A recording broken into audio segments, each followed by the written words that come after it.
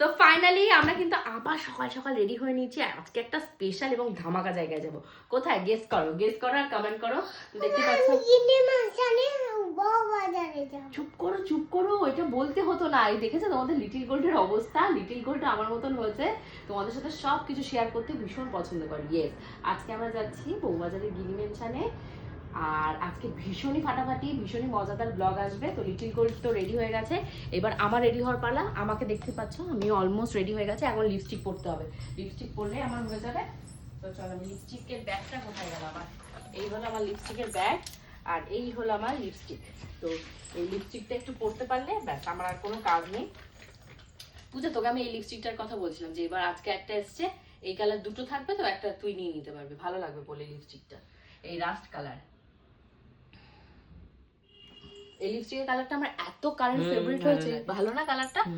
Deep করে হলো নিউডো নয়? হ্যাঁ হ্যাঁ হ্যাঁ, এটা একটা রাস্ট কালার। তোর কালার ভালো লাগে, বললাম না সবাইকে জেনে যাবে তোর বিয়ে বেনারসি কালারটা। কাইন্ডটা ওই রকম ভালো না? আর এটা কিন্তু ম্যাটও নয় আর ইয়েও নয়, এটা কিন্তু ক্রিমি টেক্সচার।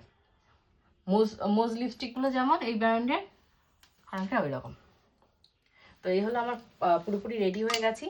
মাও পাশে রেডি হচ্ছে। আমি ভাবছি কি একটা টিপ পরবো এর সাথে, টিপ পরবো, বেশি সাজা হয়ে যাবে না? কি করবো বলো, বোনের বিয়ে। আমি তোমাদেরকে বরাবরই বলছি আমার সাজবি না কেন? সবসময় পেতনির মতন থাকবি নাকি?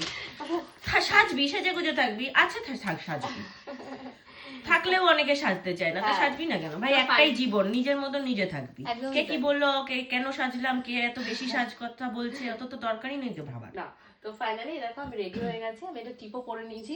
পূজা আমাকে আবার বলছে যে তুই চুড়িদার পরলি কেন? আমি বললাম যে চুড়িদারগুলো সাথে নিয়েছি, তো এই অকেশন ছাড়া চুড়িদারগুলো আর পরা হবে না, আর এই অকেশনে পরবো বলেই আমি এই সমস্ত চুড়িদার জামা টামা পুজোতে আমার ধরো প্রয়োজন না হলেও, পুজোর 5 দিনে 5টা হলে হয়ে যায়, আমি ধরো অনেকগুলো করে করে কিনে কিনে রেখে দিয়েছি যে আমি পরবো তার জন্য।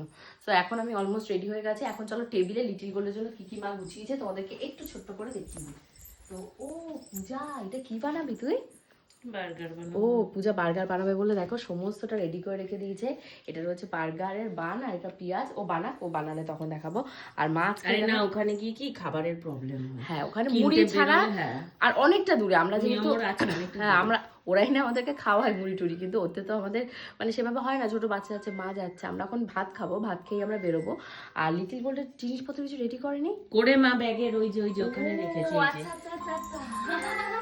ও দাঁড়া, তোমাদেরকে না আমি আমার নতুন ব্যাগটা দেখাই, দাঁড়া।